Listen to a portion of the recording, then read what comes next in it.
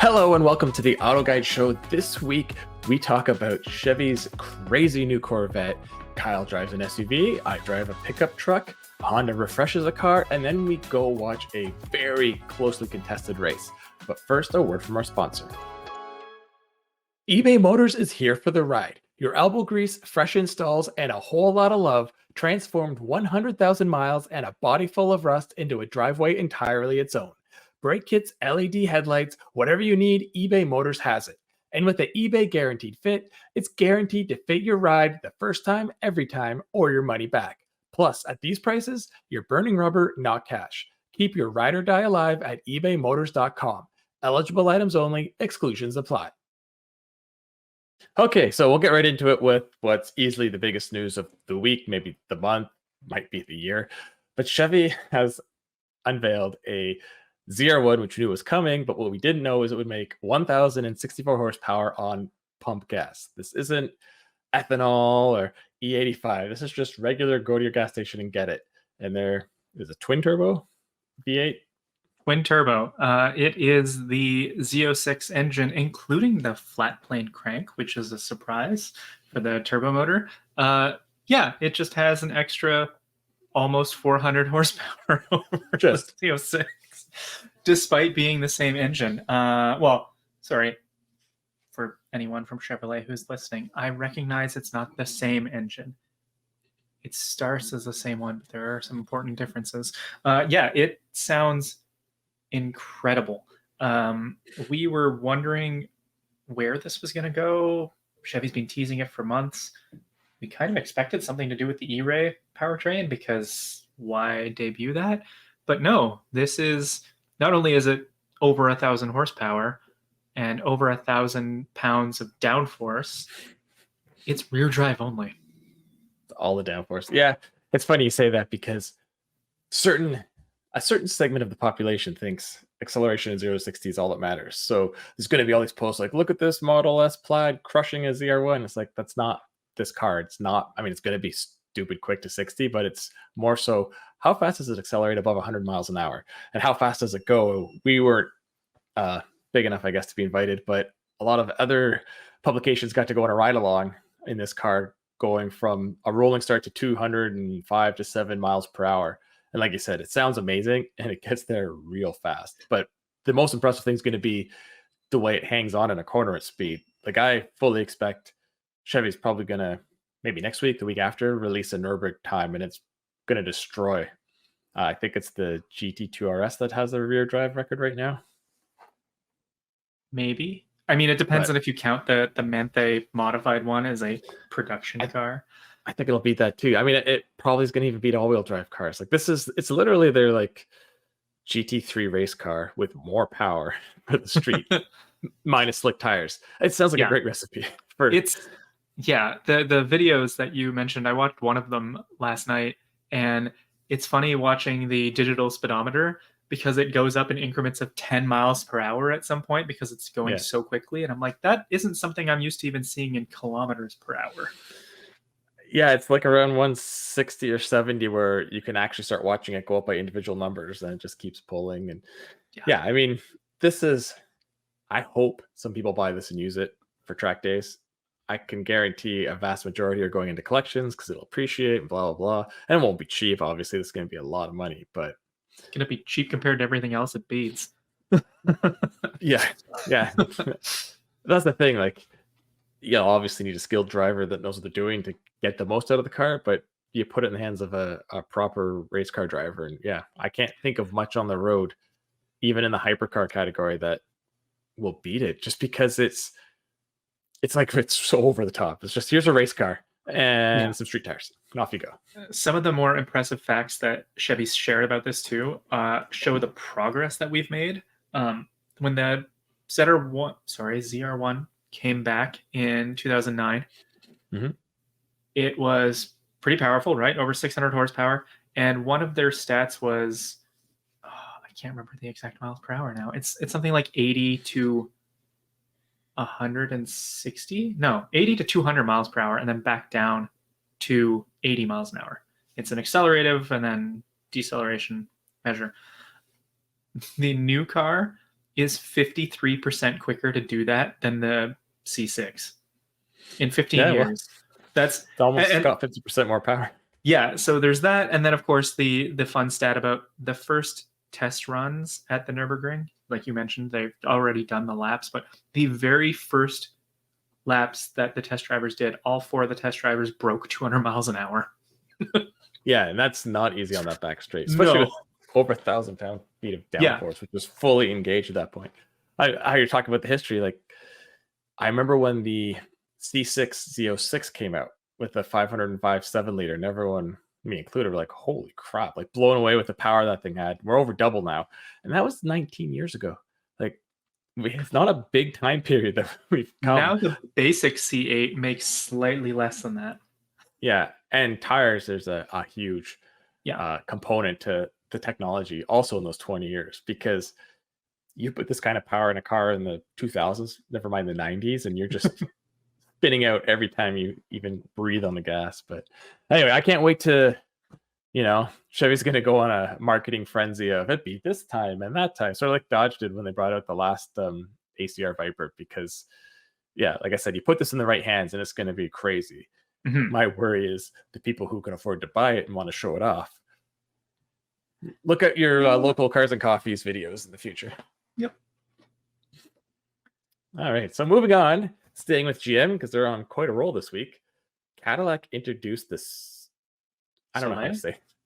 Is it Sollei? I thought there's like another L in there. I don't know. Yeah, let's go with Sollei. So I'm guessing it's I'm not familiar with any other language than French for this, so it's not French, but it looks a lot like French. Maybe it's Spanish. I don't know. I'm bad at languages. Maybe it's like Soleil instead of Soleil. Sun. It's sunshine. Yeah, it's sun. And it's a convertible. And I think it was you that brought up the point that this and that Genesis convertible X that I saw 2 years ago, which is very similar proportions and style, they both need to be made. I know they'd both be like $300,000 cars, but maybe it can usher in a new era of the big convertible 4-seat boats that we used to have back in the day. Like, they both look amazing. They both don't need to perform well. It's just the presence rolling down the street. Like, this car will get, going down Rodeo Drive or up there where we live. Like, I mean, I would be gazing at it. And it doesn't look like it's not that concept-y exterior dimension wise. So it wouldn't be hard to translate that to production. Well, and the advantage with both of them is that they're electric, and that kind of makes sense for like a really smooth, quiet cruise. This could definitely just sit on the same platform as the Celestiq. Just throw it out there. Yeah, maybe that's the Genesis. I think kind of we're testing the waters with those concepts to see if they should make a limited run. But the thing you said is the most important is these are EVs, so those platforms are so modular. It can be made. It's not like back in the day where you look at this and be like, well, Cadillac has no full-size rear drive platform, so unless it's going to be an Escalade underneath, it's never going to be a Catera. But so please make a Cadillac. We'll never buy one, but people will. We will gaze lovingly at it. Imagine in 2 years you're like, there's my ZR1 and there's my Sollei. That's my 2-car solution. I mean, if you live in California. Yeah. So moving on to something completely different, but staying in America, I drove the Ford Raptor Ranger or Ford Ranger Raptor. I can never figure out which way they want us to say it, but basically I said it's the value Raptor because we've discussed this before. It is. In the US, it starts at, I don't know the percentage, but it starts at the 50s with destination, and the Bronco and the F-150 both start in around the 80 point. For the F-150, I get it's a bigger truck, bigger engine, and all that, but this underpinnings aren't too much different than the Broncos, so that's quite a gap. And I mean, it's pretty loaded up.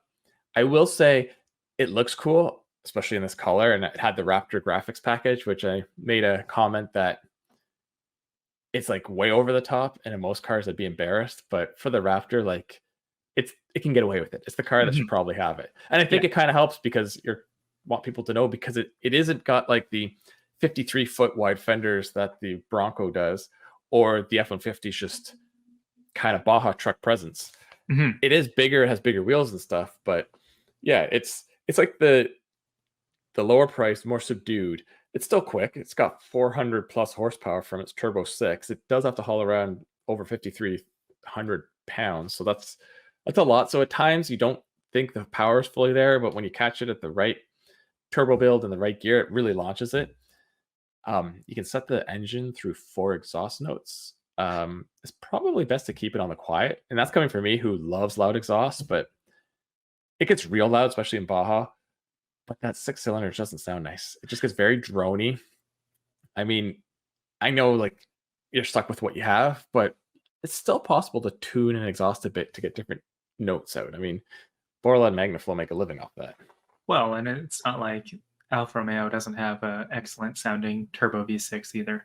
Not Well, that that's exactly the same, but I'm just saying, like V6s are probably the worst sounding engines, but there are pretty good ones out there. Yeah, but and you're how mentioning is- how sports is- cars, which I get, but like GTR, like there's other ones that they don't sound bad when they're out, but a lot of that is tuning. And I know you're also limited in how the exhaust has to go because the actual exhaust is way further into the car because of you just have the pipes behind the rear wheels to keep its approach and departure angles. But Mhm. I mean, as just a truck, it's really nice in the sense you don't know it's a Raptor. I mean, it just drives like a mid-sized truck in every sense. It doesn't turn any worse. I mean, they're not performance cars. It brakes fine. It's stable on the highway. Like I drove a certain other off-road pickup truck recently, and that one is a bit of a chore to keep in its lane at high speed and takes a little bit more throttle input because it doesn't have nearly the power and a little more braking force. This, it just felt like I was driving a mid-sized truck. And that's what I was going to ask you is what it's like to live with. Because I drove this on the launch event and it was a blast, but it was also very much a curated experience, right? So good to hear. Yeah, there's no compromise I found with the Raptor other than probably fuel economy over just getting a regular Ranger. Whereas sometimes when they transform this much, it starts to get a little. I mean, even the tire noise wasn't terrible. Maybe because I couldn't hear over the exhaust. But so next up, BMW's new M5 that we talked about, I think it was last week, with a slight weight problem. BMW did its usual thing and released a bunch of M parts. This is mostly visual or aerodynamic. I will say it makes the car look cooler, but there's not much in the performance side, which I get. They're already kind of pushing the limits on that stuff. Yeah. I mean, it's like you said, it's pretty typical, but you know, people want to make their car even more unique, especially when they're dropping M5 levels of money. I will say that this yellow looks really good. I happened to see it in person at Goodwood because that was the color on the stand. More yellow cars. Yeah, yellow, bright green, light blue. They always look good when you put these sort of black or gloss or matte parts on them. It's a nice contrast. Yeah. All right, so now we go to something you drove. You got a week in the UX 300H, which addressed our biggest problem with the car. Yes, because our biggest issue when we drove it 2 years ago, comparing it to a Volvo XC40, was that it was just kind of gutless. The funny thing is, this one doesn't actually add much more power. The 300 goes up from the 250, but it only adds 15 horsepower. So you're at 196 now. But it is the first Lexus to use the 5th generation hybrid system. And so it has more powerful electric motors, which means that you're just not running on gas as often. And when everything is paired up, you don't necessarily see the improvements on paper. It's a really smooth, well-driving car. I really enjoyed spending a week with it because it really suits my needs, right? Like it's my wife and I and our little dog. And so even though the back seat is tight, it's plenty fine. It's incredibly efficient. And in that typical Toyota hybrid way, Lexus hybrid way, where no matter what you do, it does good fuel economy. It's just, and it drives like a hatchback. I should clarify because that's yeah.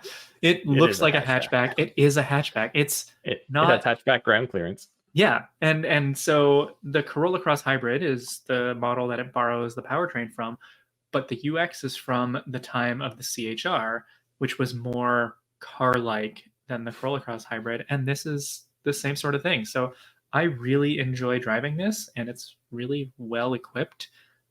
Yeah, it's the only problem that it has is the same problem that all small luxury cars have, is you could spend just a little bit more money and go to the larger NX.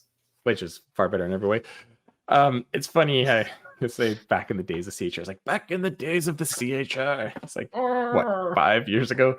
But yeah, I've driven a lot of fourth generation hybrid. And the biggest complaint, and this was, it's not just the feel of the power, it's to get the power.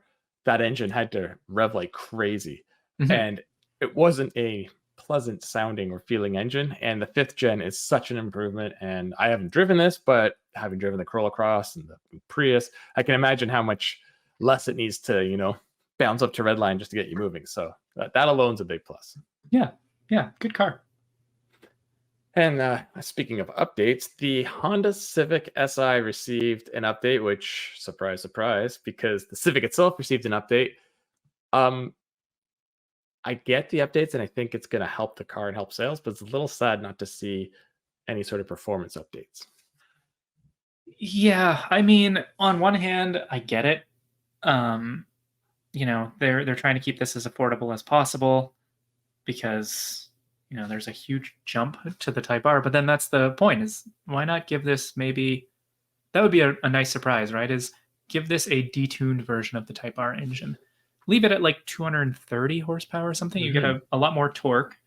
And then you'd have something that could go up against, I don't know, the GLI that you liked so much recently. Yeah, no, exactly. With the Sport making 180 and this making 200, it's so close. And then you're well over 300 to get to the Type R. Yeah, I don't know if you can squeeze any more out of the 1.5. So like you said, the 2-liter, like the one they use in the Accord, for instance, is still pretty up there. But, maybe you can tune it a bit for a bit less power and much more fuel efficiency, and you'd probably be fine. Mike, bad news. Right. There's no more 2-liter in the Accord. Not the turbo. Now that this generation, it's 1.5 and then it's the hybrid. All right, so you need to go to the RDX and steal its engine, I guess. Yeah, the RDX still hasn't, so we're fine. But yeah, I was wondering about that. Like, this is the only, or I guess it's not because the Integra. But yeah, the 1.5T. Well, the CRV. Never mind. Yeah, that's what's keeping it alive. Yeah, that's the thing. It's a CRV engine now. And it's funny that you bring it around to that, because we've talked about how the 1.5 turbo should be in the HRV, and then the CRV should get a 2-liter option to upgrade. So there you go. Also put it in the Civic. Yeah, Honda, make it all-wheel drive while you're at it. Just put the whole drivetrain in, and then you can suddenly have an all-wheel drive Civic to compete. So yeah, Honda, if you need any product planners, we're here. We're just spending your money unlimited, so you don't make any profit. It's fine. Yeah. All right, well, that's it for news and reviews. We are going to take a very short break, and we'll be back with our question of the week. Nice timing with the slam there, Sam. Which I'm going to surprise Kyle with. Are you ready? Yes. All right. Okay, we're back. That was a very short break. And Kyle doesn't even know this, so I'm going to put him on the spot, but I'll answer first. So you will hear from Colin and I later, and we actually kind of get into this topic in our F1 talk. So it made me think, this is a good question of the week. The question is, what brand do you think should enter F1? We were talking about the 26 brands coming in and engines and all that sort of stuff. So you'll hear that in a couple segments. So I'll start, since I just threw the question at you. My vote, even if they don't want to make an engine, but at least sort of do what it sounds like Toyota might be doing with, I think it's Haas they're talking about, and how Infinity did Red Bull back in the day. I go with Genesis. Genesis is on such a massive uptick in where they were, like even 5 years ago. I think would be a great for the brand. I mean, they're so legitimate in competition of products, but I think the name isn't quite there with some people yet, that this would really put them on the global map. I mean, if they made an engine, that'd be amazing, but that's a whole nother game. But just getting your name on, like, I don't know, who needs a big sponsor? I think everybody's. Yeah. Genesis Williams. There we go. Genesis Williams. All right. So because I don't really keep track, I apologize, all F1 listeners. Mike, call them. Is Alpha still in there at all? No, their contract ended. Okay. And that was a very similar setup too, where they did actually do the engines. Yes. So on that note, I just wanted to check before I give my first answer. I want Fiat in there, not any other brand. Fiat in particular. Why? They like make electric cars now. They should be in Formula E. I mean, most everyone is going to be making electric cars soon. So, I mean, Genesis as an example. But I think Fiat needs a shot in the arm. I think on a global scale, it could do some good to show the breadth of ability that is in, Italy's most popular brand. Yeah, I mean, it's a great idea, but selling that. So you know how our high-end division, Alfa Romeo, didn't really get its return, so we stopped the contract? We want to put Fiat on that instead. So I realized, I realized that, and I was going through a list in my head of all the different brands that could enter, and I was like, well, no, because Porsche, there's a conflict because Audi wants to get in. Lamborghini, same sort of problem. Like, well, I was just going through all of these and like, well, Fiat sort of ish works. I don't know. Porsche wanted in, and something didn't work there. And I mean, they went head to head with Audi at Le Mans for years, and true, they were really battling. Lamborghini, I always thought that's a good one, but they've just historically never shown the interest to get there. And I get it; they're really heavily in the endurance racing with the GT3 cars, and I think that's where they should be, because they are a company like, this is our road car racing, because that's what they do. Yeah, Porsche, I thought too. And I mean, if we're going into Alfa Romeo and Fiat, like, let's throw Dodge in there. It would be the loudest car on the grid. They'll give it a little tiny sticker for a crosshair grille. Yeah. I mean, Cadillac is trying to get in, which makes total sense. Ford's coming back. And again, we don't know how involved they'll be when they get in with Red Bull, if they're going to make a new engine or just kind of label their name on the current one or put it on the car. Like, there's different levels, and that's the rumor that Toyota's talking about. Haas, I was thinking, maybe Williams. So Alfa Romeo is becoming Audi, so that would be really hard to okay. See, and that was the other thing where I was thinking about this of like, how obscure do we want to get? Remember when Spiker for a brief minute had an F1 team? Like, maybe Pagani should somehow be an F1, even though it makes no sense with the brand. Well, again, they'll hear coming up on, I had to record the column segment early this week. We were talking about Le Mans, how Audi dominated it. And then one year they're like, you know what? We need Bentley to get a win. And they just reskinned one of their cars, Bentley. So maybe they could do that in F1, a dominant team that has a ton of divisions. Like, this year it's this company, next year it's this company. But I mean, McLaren's a relatively small supercar maker. I mean, they have the history in there, but yeah, you could always bring someone. Yeah. Glickenhaus, maybe he wants to empty some money in there. All right, well, that's it for the question. On that note, yeah. So we will take a longer break, and when we come back, I have a special feature where I went and witnessed the first ever Nissan Sentra Cup race in the U.S. I interviewed one of their key drivers and have a recap of the two races. It's incredible action. It's just nose to tail, because they're low spec cars on like street tires, but high end street tires. And it's great action the whole time. So we'll have that. And then after we'll have column, and then Kyle and I will be back. eBay Motors is here for the ride. Okay, everyone, let's take a minute and talk about the one that got away. The vehicle you once owned and for whatever reason had to get rid of, and to this day fully regret ever doing so. For me, it's my Subaru SVX. It was a 1997 model, which was one of the last years it was ever sold here. It was black on the outside and it had the beige leather and suede interior. It was in amazing condition for its age because it was just a one-owner vehicle. The interior was near flawless. The paint was pretty good considering it was about a 20-year-old car when I got it. I just loved everything about it. I loved the quirkiness because I love oddball cars. I love the window within the window, the power button on the gear shifter, the way the dash was laid out and you could hide the radio behind the fake wood panel. The flat six was just so smooth, and it was all-wheel drive, and although it wasn't overly quick, it still had enough power. The problem was, Within a year of buying that car, I ended up selling it because I got a great deal on another vehicle. And to this day, I regret doing so. Part of the reason I sold it was, although it was in great shape, it wasn't perfect and there were things that needed to be fixed, like the air conditioner, reservoir, some bearings, and other bits. And back then there was no eBay guaranteed fit program, so finding parts for such a rare 20-year-old car was not easy.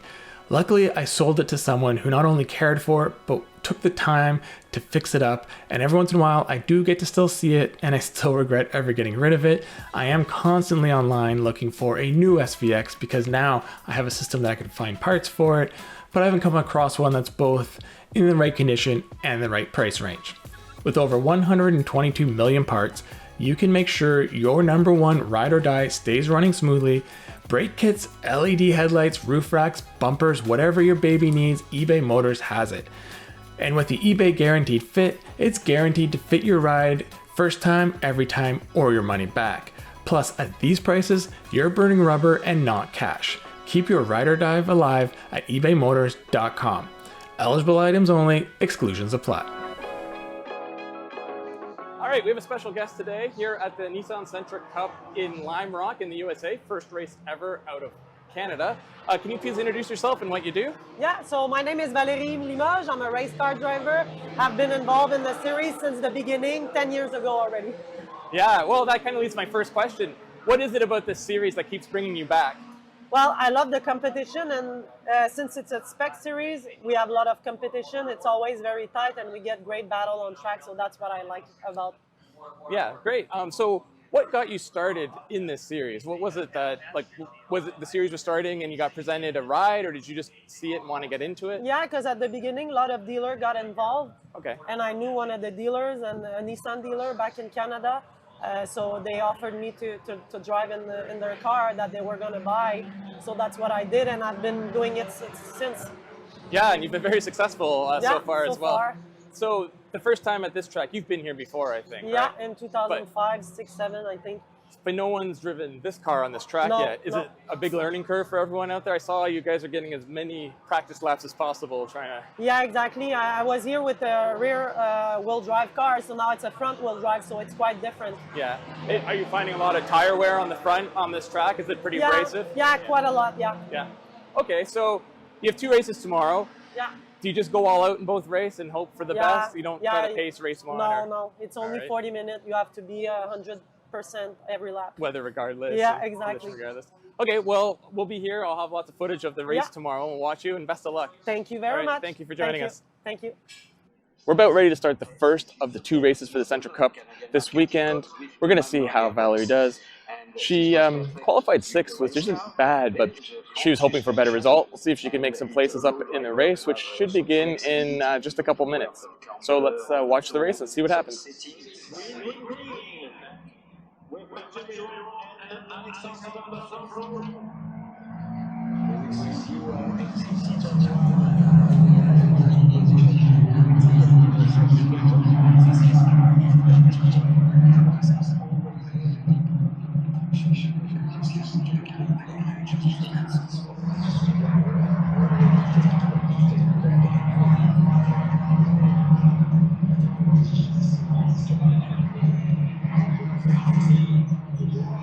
So first race is over. It was a great race. The top 5 were basically on each other's bumpers for the entire 35 minutes. Matt Morin, he ended up winning with Alexander Fortin in 2nd. Valerie gained 1 position and came 5th. Now we have a couple hours until the 2nd race, which will be later this afternoon. Hopefully it's just as good as this one. So the 2nd race of the Sentra Cup is supposed to be started now, but as you can see, conditions have taken a slight turn. So hopefully this storm passes quickly, and after delay, the race will get back on. Good news, weather's cleared. As you can see, we had quite the storm come through. Someone's tent's blown down the hill and is now down here. A lot of tents did not make it through that weather, and you can see the infield is absolutely drenched and the outfield too. So going off the track on this race is not going to be good, even with the Sentra with tires with a bit of tread on them. But it should be interesting because the grid's the same as it was this morning. That doesn't change. But that doesn't mean the fastest drivers in the wet are up front. That was the fastest drivers in the dry. So things could change. So Matt, the winner of the first race, is starting on pole again. Valerie's on the third row again. This race will get started in a couple pace laps just to make sure the track's good to go, and we'll see what it's like. It's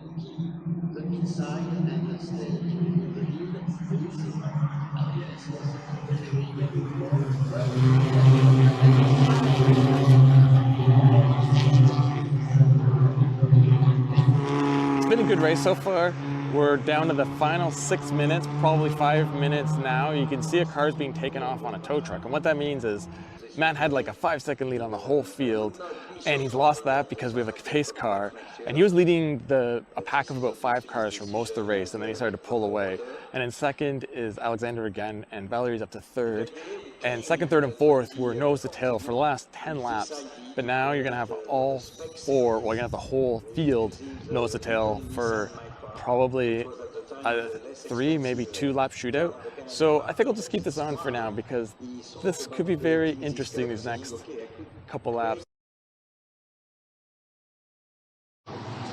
Okay, we just got word this is the end of the race. They're gonna finish under yellow. You can see the order go by. It was a good race. It's too bad we couldn't finish it under green. I mean, for Matt, it's a good deal because he had such a lead, he would have lost it. But for the rest of them, I know they wanted to battle, but that's the way it goes sometimes.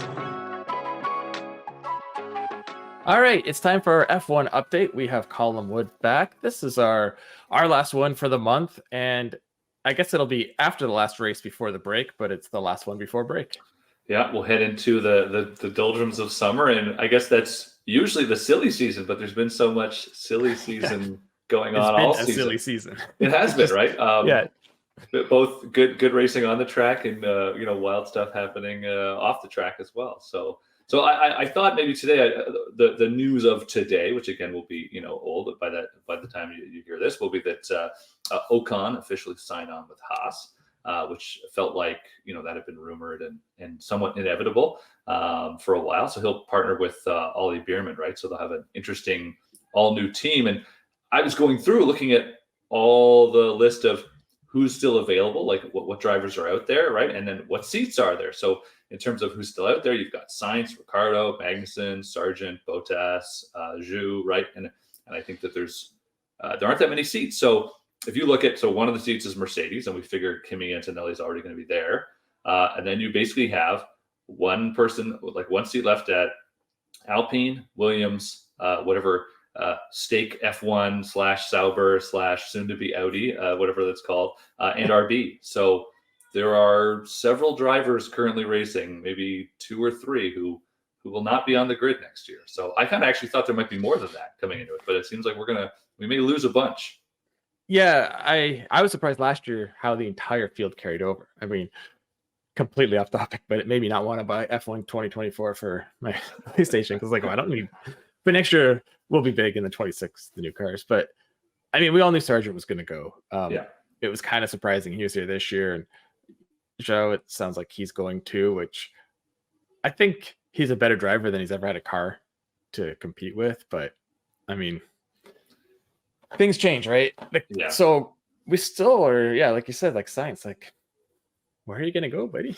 Yeah, Sainz is the cork in the bottle, right? Like he seems like he doesn't have many options, and I guess obviously there's the seat with Hulkenberg, but I think a lot of signs point to Alpine, and I think, as I mentioned maybe on a past podcast, with sort of the shakeups and stuff changing at Alpine right now, that could be a better future, right? May not be as bleak as it looks right now, and could actually be somebody who's willing to pay for a top driver. So I don't relish Sainz's position, that's for sure.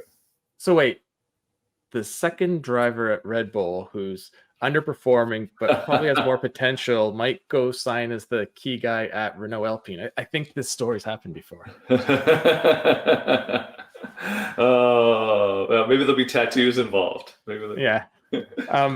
So the whole Audi thing makes sense. Like they're kind of getting their team together in advance, but Alpine is such a wild card because, like we talked about, I guess it was just last week, if they don't make their own engine, I think they'd be more competitive because that's less you have to worry about. So maybe that is the thought. They're like, you know what, we'll just brand our car, be the constructor, use Mercedes, Ford, whoever, and try to go from there. Yeah. So, and all the indications seem to indicate that the conversations with Mercedes are continuing. And apparently, the most recent rumor is that not only could Alpine be using Mercedes engines when everything switches over in 2026, but they may actually do it for next year, which would be very strange because you'd have to fit the whole engine, like buy the old engines. But maybe they can get a sweet deal of it out of it. I don't know.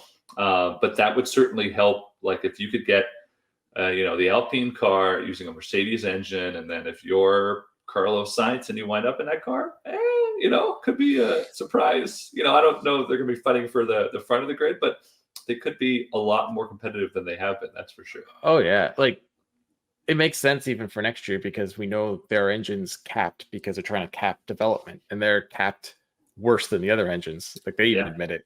Yeah. So I think at times the Alpine's been overperforming for what it has. So yeah, maybe it is a good chassis, just looking for an engine. And like you said, I don't think they'll be up there first, but they could be, fighting maybe just below Ferrari and against Aston, and could have. And as far as the engine goes, I think the days of people caring as much of what engine's in the car doesn't matter. Like McLaren would always try to have a partnership for their engine, and now they don't even really talk about it. And they're like probably the best team on the grid at this second, and everyone talks about McLaren. They don't say McLaren Mercedes, or it's because of Mercedes. It's McLaren. So you're right. Yeah. And I wonder if some of that has to do with like how much they include the name Mercedes has to do with how much they're paying for their engines versus not. Right. True. So, and actually I would think that if you're Mercedes, you probably don't want people to be branded as McLaren Mercedes. You want all the focus on Mercedes as Mercedes. And even if McLaren's winning, you'd be like, no, we still want to just put the focus on our brand, build it ourselves. Right. So you're saying a revival of the SLR isn't in the books? There you go. McLaren. There you go. Apparently that was one of the breaking. I remember reading an article once about that was one of the breaking points between McLaren and Mercedes was actually that car where like what was the SLR was, as far as McLaren was considered, was a joke. Mercedes were pleased with it, right? But it was even anybody who looked at it was like, it's a slightly better SL65 for like twice the price, and it was not.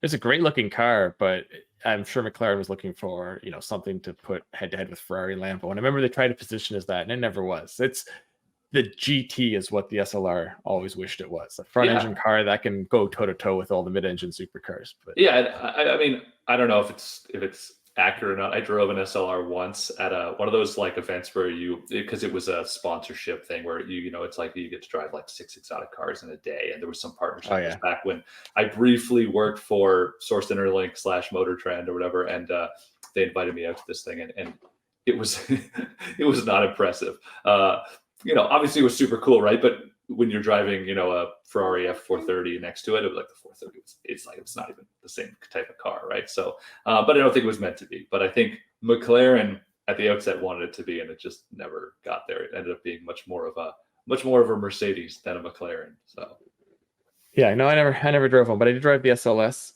and then the GT, and even the leap between those two cars was so noticeable. And I've heard the SLS was better than the SLR, so I can imagine in the 10-year frame the updates. But that's not about F1. Let's get back. So we were talking earlier about, again, like where the players wind up, right? Where all the people in the industry, looking at the Audi F1 team, right, which is coming back. You mentioned just before we're hopping on this call about the exciting news that Matteo Binotto is back, has a job after being ousted from Ferrari 2 years ago or whatever, and he's back to be running Audi F1, which there's two things there. One, I think to myself, Andreas Seidel, who was running the team a little recently, he left McLaren for this. He took a big risk and thought, oh, now he's going to be the top dog at a brand new, Audi backed. It's not some, third-rate company. It's going to be really big. And now he's out of work. And also it does seem weird to hire Matteo Binotto after pretty miserable, he did not do much for Ferrari at all. So I'm surprised to see him back. I know he's been around long before we knew him as a team principal. He was doing lots of stuff in different positions, but it just seems like an odd choice. So I have two thoughts on it. The one that makes maybe more sense is, like you said, he had a pretty dismal time there, but since he's left, Ferrari hasn't really improved. they still have a great car, but they just can't seem to manage. Like, we don't have 3 tires showing up for a tire change or anything anymore, but it's still some weird decisions. And I think the car itself is less competitive than when he was in charge. It was back then, it was strategy mistakes. Now it seems they don't have the pace. I mean, that also the field's caught up. And the second thing is he was a Drive to Survive favorite. So maybe Audi's thinking for marketing, hey, we get this guy back. He'll be on every episode and people love the guy. You know? Yeah, that's it. Maybe he was chosen solely for Netflix. That's it. You know how like an expansion team or a really bad sports team will go hire the old legends to get people in for ticket sales while they rebuild? Maybe that's it. He's in here for a year or two to get the team going, and then they bring in the big guns. And maybe the current team principal is going to bump up, sort of like a Zach Brown move. Who knows? Oh, there you go. Good point. So we'll see. I was curious about that news. Interesting to see that whole Audi F1 thing come together, because I keep looking at you anticipate that as a new team, they'll take a while to get going, right? But then you look at, what Audi did at, in endurance racing at Le Mans, and they basically beat the competition so bad everyone else stopped trying. Everyone else just gave up and went home. So it's like they were so exceptionally good, even to the point where there was a year. It was funny. I was just recently I went to the Le Mans Museum, and they have one of the Bentley Le Mans cars there that won in whatever it was in the past 10 years, and that was really just a farce, because it was Bentley's like 100th anniversary, and they just went and they said, Audi is dominating so much, we're just going to rebrand the cars of Bentley, paint it green, win this year too, and then we could say, Bentley won, and then go back to Audi winning. And it's like, wow, like they're so confident they could just like, which one of our brands would we like to be 24 Hours of Le Mans champion? They could have just like painted Skoda on the side and dominated for a year and done that. So. Yeah, I mean, they made Porsche, their corporate friend, quit even. And I know there was probably as much hype when Toyota got into F1, and we all know how that story went. But when Toyota went to endurance racing, they struggled for a long time before they started to dominate. So, I mean, it's not the same, but you don't know. And there's just so much pressure on Audi. I think they will do okay, because it's new regulations too. So it's going to basically be who can nail it first, and then everyone plays catch up. I mean, it was Mercedes 2 times ago, Red Bull this time, and the nice thing is by the end, everyone does catch up. I just hope whoever nails it next time, everyone catches up much faster, because or nobody nails it, and it's just a free for all. Like it was like 2014 or 2010 or something like that, and it was just like the first couple races of the year, like who knows, everybody's winning, right? So it could be fun. And then there's just I know we're getting pretty long on time here, so just a quick little other note. I'm curiously reading about Alpine this week with Spa. They'll be running a Deadpool and Wolverine liveried car on it, and so it goes back to, obviously, Ryan Reynolds is a co-owner of the team now, along with a bunch of celebrities. And it's so funny how, if you look at sports from a business perspective versus a fan perspective, and you would say that, off the top of your head, that Ryan Reynolds' investment in Alpine has been a disaster and the team sucks. And yet, because of just the lift of Formula One globally, when he bought in the team, it was worth like $900 million, and now it's worth $1.1 million. So, and you can imagine that to him, it's worth a whole lot more than that, because he's promoting a movie that he's in, and so that allows him to make that successful. It makes more money it's a genius at marketing, and again, just an interesting perspective that the money that it's making, like it doesn't look. The Alpine story doesn't look good to us, but to financial accounts, it looks pretty cool right now.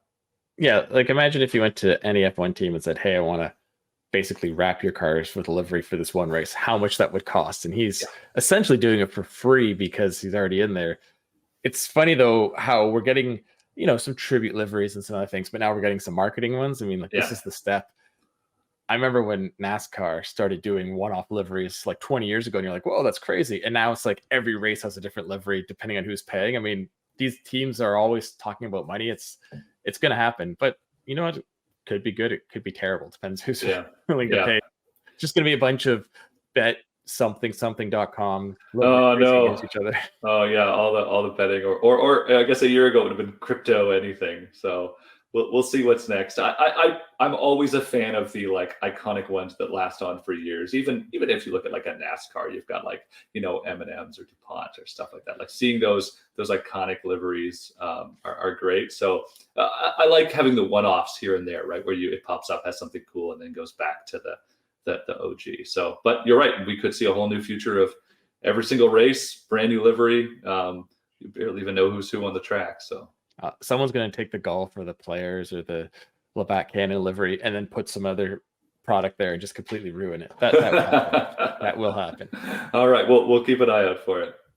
All right. Well, thanks a lot. I guess when we talk next week, we'll have seen the last race until break, and we'll have a couple weeks to talk about other things. We'll stir the pot. Yes. Maybe we can talk about what our favorite looking F1 generation was or something like that. Ooh, interesting. I like it. All right. Well, thanks for joining us. We'll talk to you next week. See ya.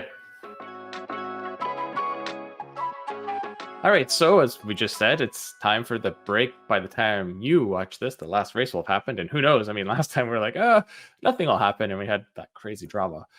So anyway, on to what's next on the Auto Guide Show brought to you by eBay Motors. We had a busy week and we have a busy week. Me more so because Kyle's going on vacation. So this week, we had a comparison that we briefly introduced last week. GR Corolla against WRX TR or RS, depending on country.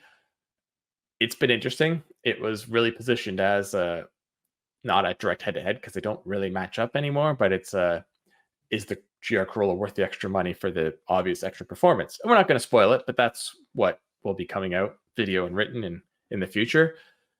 And then next week, like I said, Kyle leaves. He'll be long gone. Yep. I'll have to wrangle up a guest host. Maybe I'll go see if I can let Jeff out of the guest host cage we leave him in until we need him. And if not, I'll feed find him someone the else. finest fish heads. It's fine. And I will be driving a loud, noisy Mustang GT next week, so that should be fun. I haven't driven the new Mustang at all. Kyle's been in a couple of them, so I finally get a shot. Yeah. And then he comes back and jumps right into another big feature, but we'll talk more about that next week. Yes. I want to point out, just before we go, I will be driving this week. I do have a rental car in Iceland. It is a Toyota Aygo or something similar. We don't know yet, but that's my car. I'm excited with Toyota. It's like thinking you're going to say Hilux with those big balloon tires that they drive into the snow with, but no go. No, the thing's smaller than a Yaris. Well, I expect a full review on that car. I mean, maybe you can take little voice notes from the side when your wife's not listening, so she doesn't think you're doing work on the trip. But 30 seconds with. Yeah. Like, hey, there's a shot. There's something over there. Go look at that lookout. Yeah. Grab your phone. Do a quick 30-second. Look at the volcano. All right. So yes, that'll be the number one. Actually, not the number one short on YouTube's gonna be in a couple weeks, and it's something tragic that happened this week, but I'm gonna leave it there. So all right, this has been the Auto Guide Show brought to you by Motors. We hope everyone has a great week, and at least I'll be back next week. See you all later. eBay Motors is here for the ride. Your elbow grease, fresh installs, and a whole lot of love transformed 100,000 miles and a body full of rust into a driveway entirely its own. Brake kits, LED headlights, whatever you need, eBay Motors has it. And with the eBay Guaranteed Fit, it's guaranteed to fit your ride the first time, every time, or your money back. Plus, at these prices, you're burning rubber, not cash. Keep your ride or die alive at ebaymotors.com. Eligible items only, exclusions apply.